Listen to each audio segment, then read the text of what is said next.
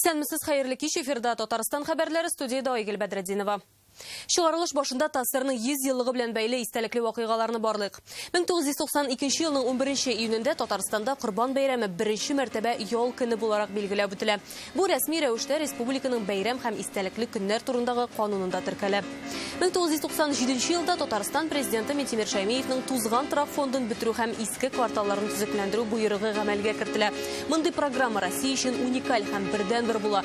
Бүгенгә кадәр аңа тиңе юк. 8863 йорт хисапка алынып, 48,5 гаилә яңа фатирларга күчәнә. 2012 елда Болгарда тантаналы рәвештә Ак мәчет комплексы ачыла. Ул елгы Болгар җыенына делегатлар илнең 62 төбәгеннән килә. Ак мәчеткә таба юл тотканда аның гүзәллеге күзгә ташлана. Манаралары 47 метрга якын мәчет тоташ ак мәрмәрдән эшләнгән һәм ислам төзелеш сәнгатенең күркәм үрнәге булып тора. Хәзер бүгенге көн яңалыкларына күчәбез. Эшергәме, эшмәскәме? 80% контрафактной продукции реализуется через такие магазинчики, которые находятся на первых этажах наших домов. Депутатлар алкоголь эчемлекләрне ваклап сату турында канун проектын карый. Дәүләт советы сессиясеннән Фәрүзә Мәҗитова репортажы. Мөгъҗизави дару Татарстанга кайтты. Шуңа күрә без бик өметләнәбез. Коронавируска каршы беренче дару белән Татарстанда ничә авыручыны дәвалый алачаклар. Айза Шаймарданов белеште. Ачылдылар. Беренче кунаклар килделәр, семья, ирле хатын бала белән. Аллага шөкер. Ачык һавадагы рестораннар бу көнне ничек бәйрәм итә? Гөлнас Сәйхетдинова күрде. Укучылар ял иткән арада төзүчеләр өчен урак өсте. Спортка кул эшлиләр, бит шуны шикелле бездә башладык, Алла бирсә бергә тиешбез. Яңа уку елын кемнәр яңа шартларда каршылаячагын Рәмзилә Афиатуллина белә.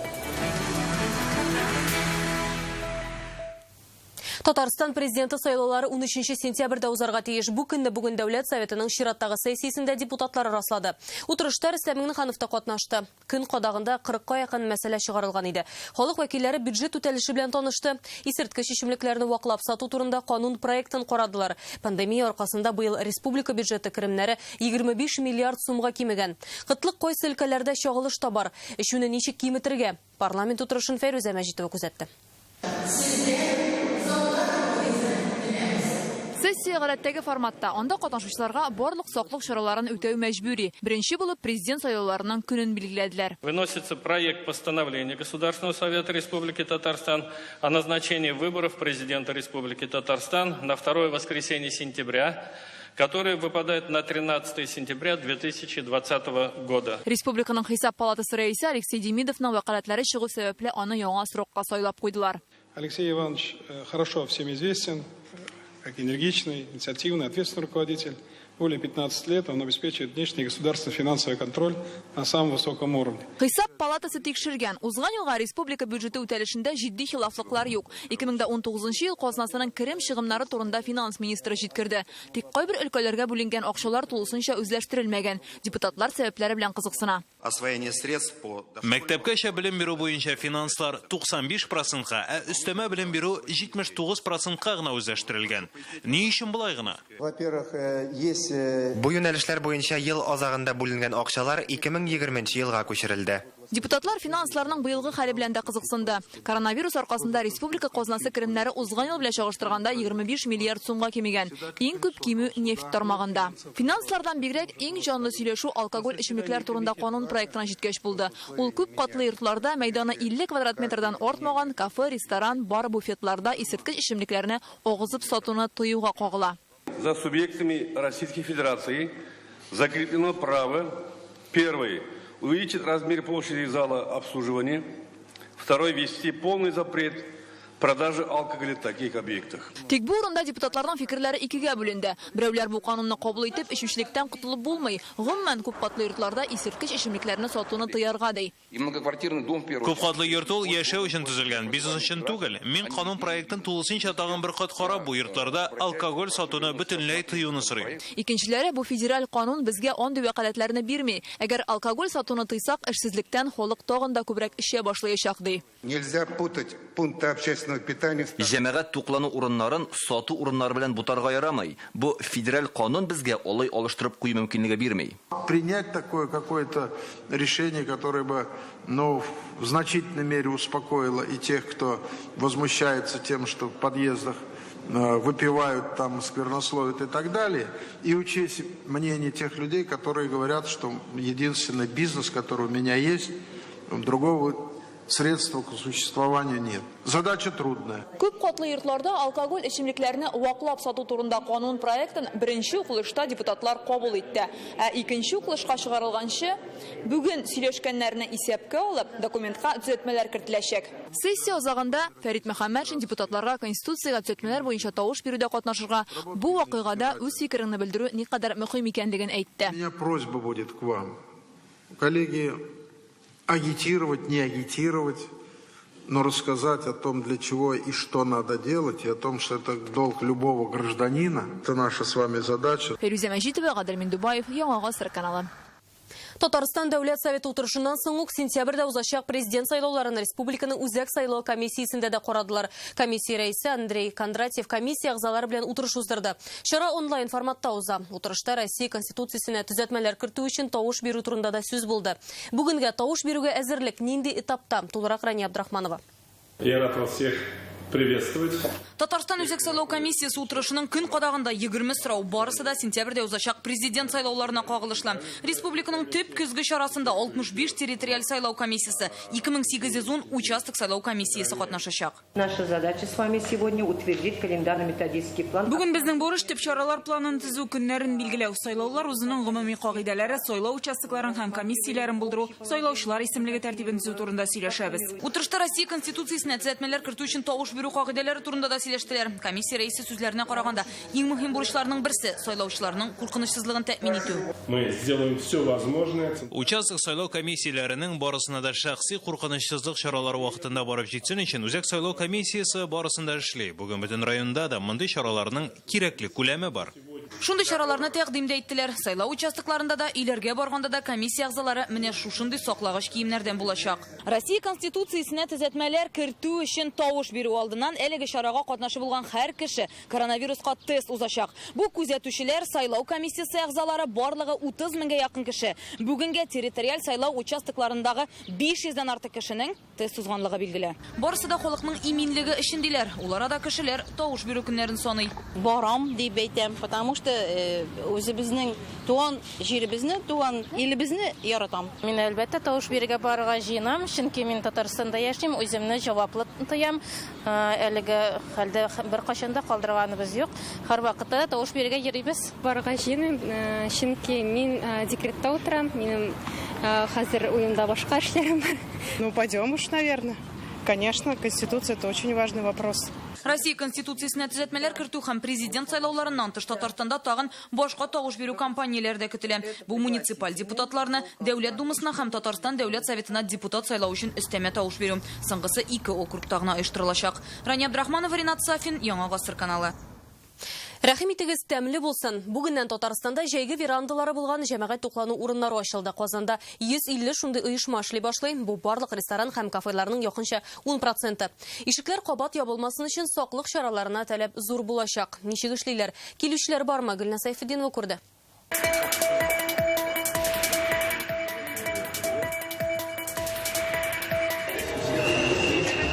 Әкият кафесының җәйге террасасы шикләүләрдән соң монда килүченнән дә кияткә тиң. Беренче кунакларның берсе президент үзе. Рөстәм Миңнеханов табын артына утырырга ашыкмый, санитар-эпидемиологик таләпләрнең ничек үтәлешен карый. Өстәлләр арасы метр ярым, бер өстәл 2 кешегә исәпләнгән. Әгәр гаилә килсә, балаларны янәшә утыртырга ярый, саклану чараларын, санитар таләпләрне үтәү зарур. Яңа шартларда кафега килүчеләргә дөрес хезмәт күрсәтү иң мөһим бурыч, ди президент. 50 еллык тарихы булган кафеның төп сые булып туңдырма кала. Рөстәм Миңнеханов моны үзе үк әйтте. Сыйланды да, президентка шәһәр мэры да кушылды. Кыйммәтле яраталар. Наконец-то без ачылды. Көндә 5-6 литр тамырдан кыйммәт китәйне безнең. Бу ресторанда тәүге кунаклар өчен кыймак миче дә өр-яңа икән, әле кунаклар гына булсын. Казан үзәгендә мич салып кую берни түгел. Менә бүгенге көн безнең өчен бик каты зур бәйрәм. Кешеләр Алла биргән булса рәхәтләнеп йөри башларлар. Очень не хватало. Кунакларның да кабул итүчеләрнең дә фикерләре туры килә. 2 ай ярым була бит инде без ябык булдык. Ул доставка, самовывоз, ул ризык түгел инде. Аллага шөкер, думаю, ул әйбәт начало. Татар ударында ябык бүлмәләр күбрәк, аларда күбрәк тә кеше кабул итеп булыр иде, ләкин әлегә ярамый. Фәкать ачык һавада гына сыйлыйлар. Беренче адым ясалды дип шатлана җәмәгать туклануы тармагында эшләүчеләр 2 ай ярым алар өчен авыр сынау булды. Со стороны государства мы Субсидия рәвешендә дәүләт ярдәме алдык. Хезмәт хакы түләү өчен 0% кредит вариантын тәкъдим иттеләр. Моннан тыш елга 2% кредит. Әгәр коллективның 90%-ын саклап кала алсак, дәүләт кредитны да, аның процентларын да юк итәчәк. Шундый матди кызыксыну яталар. Республика буенча 2000 ярым җәмәгать туклану урыны исәпләнә, әлегә җәйге веранда булганнары гына эшли. Открытие летних террас. Җәйге террасалар ачылу берникадәр ярдәм булачак. Эшне торгызып җибәрү мөмкинлеге бирә. Мәскәүдә җәйге кафелар 16-сында, 20-сендә бөтен туклану урыннары ачылырга тиеш. Ил башкаласындагы үзгәрешләр шаукымы республикага да килеп җитәр дип өметләнә рестораторлар. Куркынычсызлык чараларын төгәл үтәп, бу көннәренә якын айтып була. Гөлнас Сайфетдинова, Игорь Романов, Яңа гасыр каналы. Россиядә туристлык тармагы белән бәйле бизнес кайчан җанланып китәр һәм Антон Грачев нигә IT-парктан китә? Реальное время интернет басмасыннан укыгыз. Татарстанга беренче тапкыр коронавирус белән авыручыларны дәвалый торган дару кайтты. Авифавир дип аталган препаратны республикада 300 дәнәдә кулланачаклар. Ул якынча 150 кешене дәваларга җитәчәк. Әлеге даруны Россиядә 60 мең дәнәдә чыгардылар. Ул Татарстан белән бергә бары 7 төбәккә генә юлланды. Кирәк булган очракта аны елына 2 миллион дәнәдә җитештерергә мөмкиннәр. Әлеге препарат коронавирус йоктыручыларны нинди вакыт эчендә дәвалый ала? Айзат Шаймарданов.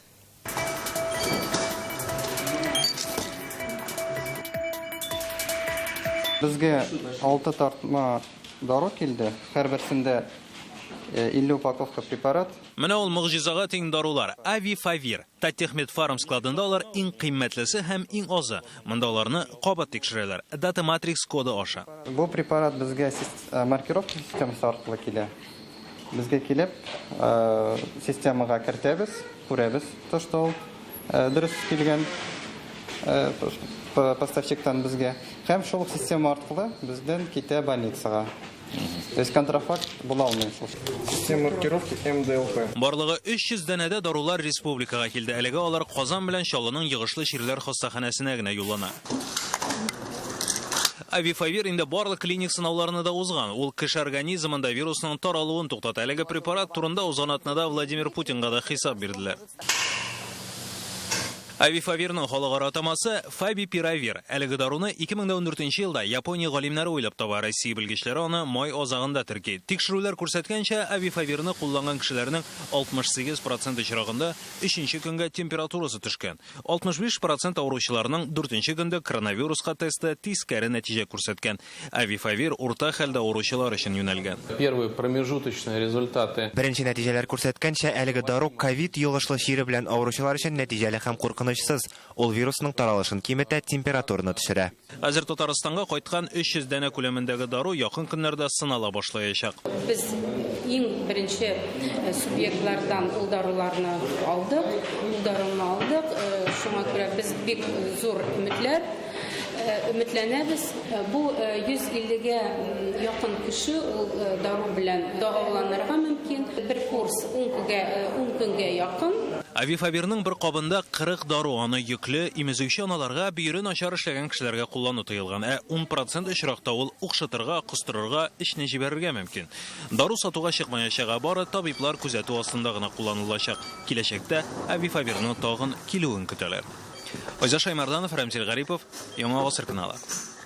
Татарстанда коронавирустан тагын бер кеше үлде. Шул рәвешле үлүчеләр саны 11гә җитте. Бу хакта оператив штаб хәбәр итә. 44 яшьлек Ират Әлмәттән аның шикәр диабеты һәм катлаулы 2 яклы үпкә ялкынсынуы була. Реанимациядә ИВЛ аппаратына тоташтырылган булса да, 3 июнь аның йөрәге тибүдән туктый. Ковид диагнозы аңа үлгәч үткәрелгән экспертизадан соң куела. Татарстанда бүген коронавирус белән авыруның 54 яңа очрагы теркәлгән. Барысы да вирусны авыру кешеләр белән аралашып йоктырган. 16 кеше хастаханәдә, 38-е өйдә дәвалана. Авыручылар саны буенча Казан беренче урында 19 кеше, икенче урында Ярчаллы, анда 10 кеше йоктырган. Яшел Үзәндә 4, Түбән Камада бүген 3 яңа очрак теркәлгән. Әлмәт һәм Мәтнәдә 2-шәр, калган районнарда берәр очрак.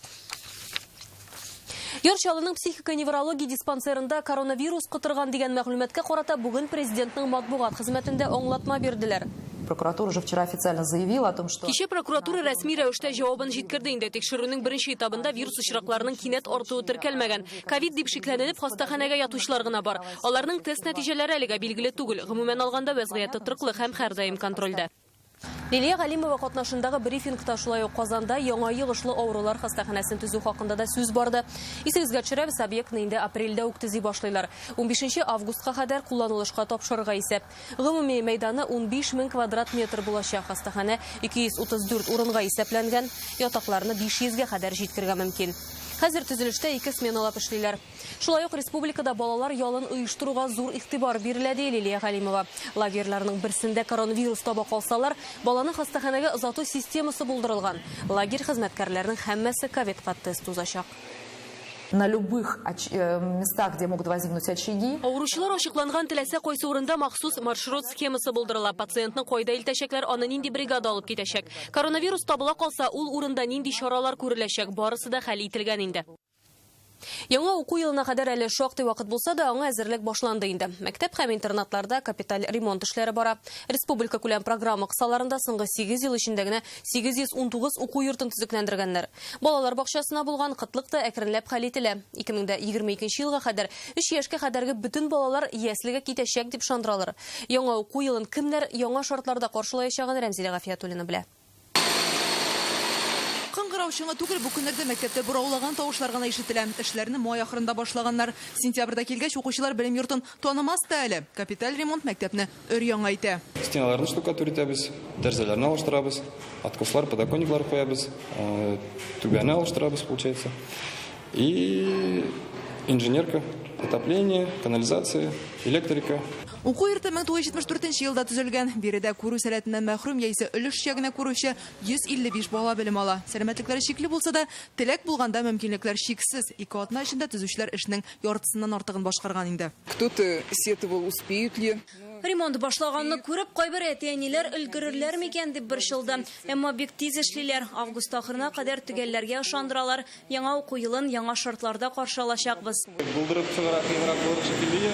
Аллага шөкер, поставкалар нормально стройка барат. Читтән караганда кырмыска оясы диярсең. Вакытында өлгертер өчен объектта көнөзен 60тан артык кеше эшли. Иң заманча материаллар, иң яңа технологиялар.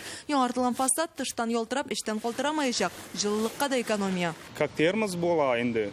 Орамда соғық болғанда іште иссig бола инде. Орамда жара болғанда іште салқын бола. Барысы да балалар хакына. Президент Хәйр фатихасы белән башлаган республика күләм программаларда сабыйларга аерым игътибар. Ясли бакчалар төзелә, лагерьлар яңартыла, мәктәпләр ремонтлана. Яңадлары да төзеләчәк. Быел республикада 5 мәктәп ачылырга тиеш. Республика күләм программа кысаларында соңгы 8 ел эчендә Татарстанда 819 уку йортын төзекләндергәннәр. Быел бу исемлеккә тагын 172 мәктәп һәм балалар бакчасы өстәләчәк. Әлеге максатка 3 миллиард сумнан артык акча бүлеп бирелгән. Балалар бакчаларына кытлык дигәннәр дә керенләп хәл ителә. 3 яшьтән узган балаларны урнаштыру мәсьәләсен Татарстан илдә иң беренчеләрдән булып шиште. 2022 елга кадәр яшь ярымнан 3 яшькә кадәргеләрне дә урынлы итү нияте бар. Быел республикада тагын 22 балалар бакчасы төзелергә тиеш. Рәмзилә Гафиятуллина, Вадим Илларионов, Яңа гасыр каналы. Суд приставлары бурычларны балаларга бирелгән түләүләр хисабына кайтара алмаячак. Бу хакта Владимир Путин белән имзаланган федераль законда әйтелә. Төгәлләргә әйткәндә, суд приставлары эшчәнлеген билгеләүче канунның 101нче маддәсенә үзгәреш кертелә. Анда әйтелгәнчә, суд приставлары бурычны балаларга ярдәм максатыннан түләнгән 10 000 сумнан ала алмый. Ул акчалар пандемия вакытында ата-аналарга булышу максатыннан бирелә. Закон үтәлсен өчен әлеге төр дәүләт ярдәмен махсус код өстәп күчерәчәкләр. Сез Татарстан хәбәрләре тапшыруының төп чыгарылышын карыйсыз алдагы минутларда. Ярдәмче эшмәкәрләр. Когда мы доносим эту информацию, люди задумываются, и те, кто имеет возможность и желание, начинают тоже присоединяться. Шундый эшмәкәрләрнең берсе белән Рания Абдрахманова аралашып кайтты. Игътибар тимер юл. Халатыз. Ишәферләрне да и пешеходны да. Тимер юл кишүләрендә һәлакәтләр ни сәбәпле килеп чыга? Татарстанда алар булмасын өчен ниләр эшләнә? Бу хакта тулырак Илгиз Шәкүров. Бүген Казан Мәрьям ана Казан иконасы соборында мәрхәмәт берләшмәсе утырышы узды. Хатын-кыз депутатлар мәдәни мирасын саклап калу турында фикер алышты. Шулай ук гыйбадәтханәне төзекләндерү барышы белән дә таныштылар. Соборны торгызу эше шикләүләр чорында да туктап тормаган. Исегезгә төшерәбез, беренче нигез ташы 2016 елда ук салынган иде. Гыйбадәтханәне торгызу турындагы указны 1 ел элек Рөстәм Миңнеханов имзалады. Әлегә монда эчке бизәү эшләре бара. Собор элек нинди булган, шундый ук калачак. Машина йөртүчеләргә тимер юл кишүендә үтәлергә тиешле кагыйдәләрне искә төшерделәр. Бүген Казанда Горький тимер юлы хезмәткәрләре махсус белешмәлекләр таратты. Профилактик әңгәмә кырдылар. Әлеге акция халыкара тимер юл кишүләренә игътибар бирү көненә багышланган. Быел аларда 3 һәлакәт теркәделәр. Бер кешенең гомере шунда өзелә. Машина һәм поездлар ни сәбәпле бәрелешә? Илгиз Шакуров шул хакта. На переезде сбили машину. Узган елгы фаҗига кадрлары бу. Җиңел машинага Санкт-Петербург-Уфа поезды бәрелә. Машина йөртүче светофорның кызыл төсенә чыккан булган. Нәтиҗәдә ул вафат. Ә монысы сентябрьдә бөгелмәдәге охшаш хәл. Шулай ук кагыйдәләрне үтәмәү сәбәпле килеп чыга. Руль артындагы әни кеше исән калса да, 6 яшьлек кызын мәңгегә югалта.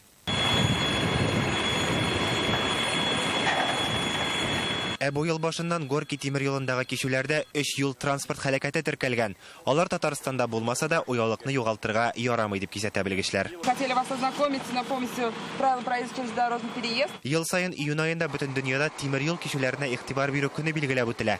Казанда бу уңайдан машина йөртүчеләргә ябышка кәгазьдәге кисәтүләр һәм кагыйдәләр урын алган белешмәлекләрне өләштеләр. Сезнеңчә ни өчен килеп чыга шундый һәлакәтләр? Халатность тибалыклары керек. Бүтән җирдә. Проезд на красный, да, застревают машины. Вторым рядом проезжают. Светофорда кызыл төс януына карамастан чыгалар. Тимер юл кишүендәге һәлакәтләрнең күбесе шул сәбәпле чыга. Өлгерермен әле дип кешеләр үз гомерләрен куркыныч астына куя. Әмма шуны онытмаска кирәк, тулысынча туктап бетү өчен поездга 1 километр ара кирәк. Юл йөрү кагыйдәләре буенча тимер юл кишүендә ватылып калсаң, 1 озын һәм 2 кыска сигнал биреп торырга кирәк. Пассажирлар исә кулларына фонарь яки ачык төстәге тукыма тотып, тимер юл буенча поездга каршы барырга тиеш. За аналогичный период прошлого года узган ел Татарстанның тимер юл кишүләрендә 7 һәлакәт булды. Машина йөртүчеләр аларның куркыныч урын икәнен онытмасыннар иде. Шуңа күрә кагыйдәләрне бүген кабат искә төшердек тә. Тимер юл кишүләрендә бу киңәшкә колак салмаган машина йөртүчеләр административ җаваплылыкка тартыла. 1000 сум күләмендә штраф яки аларга 6 айга кадәр машина йөртү хукукыннан мәхрүм ителү яный. Илгиз Шакуров, Азат Сәмигуллин, Яңа Гасыр каналы. Илнең иң тирән күле нинди? 91 ел референдумында күпчелек ни өчен тавыш биргән? Хәзер Россия турында күбрәк белергә мөмкин. 9 июнь көнне волонтер үзәкләре ярдәме белән бөтен илдә гражданлык имтиханы акциясе старт алды. Аңа теләгән һәркем кушылып үз көчләрен сынап карыяла. Моның өчен гражданский экзамен РФ сайтына кирергә кирәк. Имтихан 12 июнь Россия көненә багышлана. Барлыгы 50 сорау. Алар җәмгыять белеме, фәлсәфә һәм илне өйрәнү турында. Тестны узган һәркемгә электрон почта аша сертификат тапшырыла. Россия көне уңайнан интернетта 6 сәгатьлек онлайн марафон узачак. Чарада Россиянең дәүләт символлары тарихы белән таныштырырга җыйналар, кулинар стаханәләр узачак, донорлар көненә нәтиҗә ясалачак. Бәйрәм марафоны зур онлайн концерт белән тәмамлана. Анда Венера Ганиева, Волга ансамбле, Эльмира Калимуллина кебек танылган җырчылар катнашыр дип көтелә. Махсус кунаклар Татар Стар бәйгесендә финалга узучылар.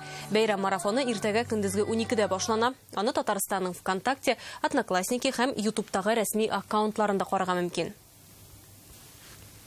Эш вакыт тырышлык акчалата, алар теләсә нинди ярдәмгә шат кына. Татарстанда ярдәм янәшә хәрәкәте үз рәтләрен киңәйтә. Аны республика президенты Рөстәм Миңнеханов та хуплады. Хәрәкәттә бүген 60 мең кеше.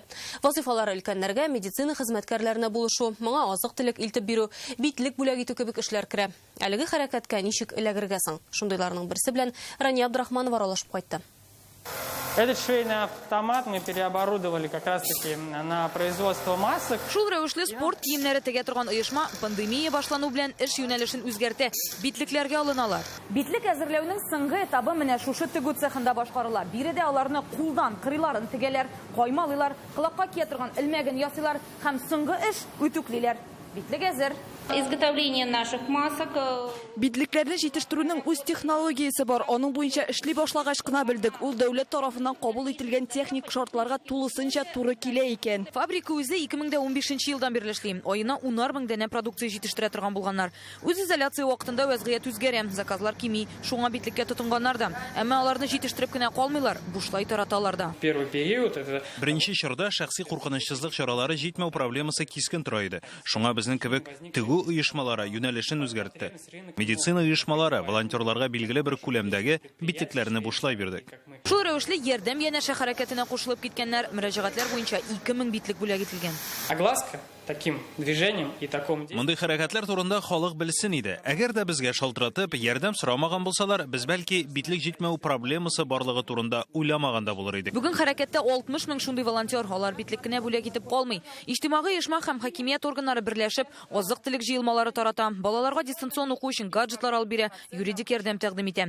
Хәрәкәткә помощь рядом сайтына кирип кушылырга мөмкин. Рания Абдрахманова, Ринат Сафин, Яңа гасыр каналы. Әлеге сәгатькә шундый яңалыклар иде, кичләрегез матур үтсен, исән-имин булыгыз.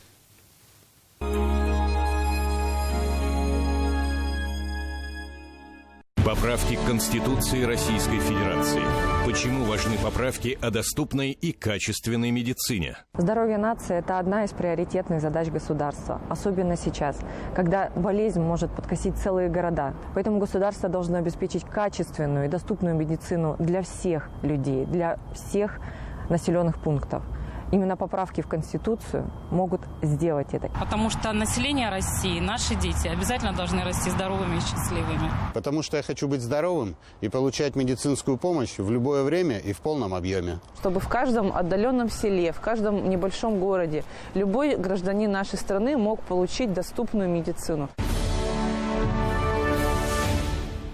Внимание! В аптеках Фармленд феноменальный кэшбэк 10% на все покупки от 500 рублей. Скидки сохраняются. Приходи, покупай, экономь с Фармлендом.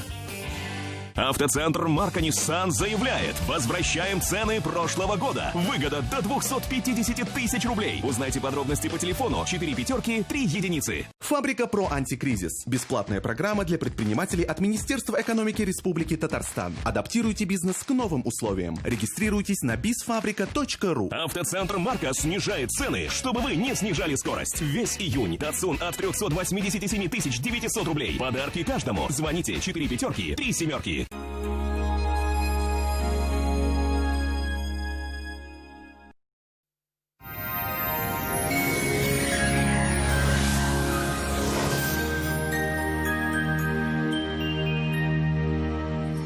Исәнмесез, эфирда һава торышы чыгарылышы. Иңелек сезнең игътибарыгызга файдалы мәгълүмат. Daniel Master компаниясе барлык саклык чараларын исәптә тотып элекеге тәртиптә эшли.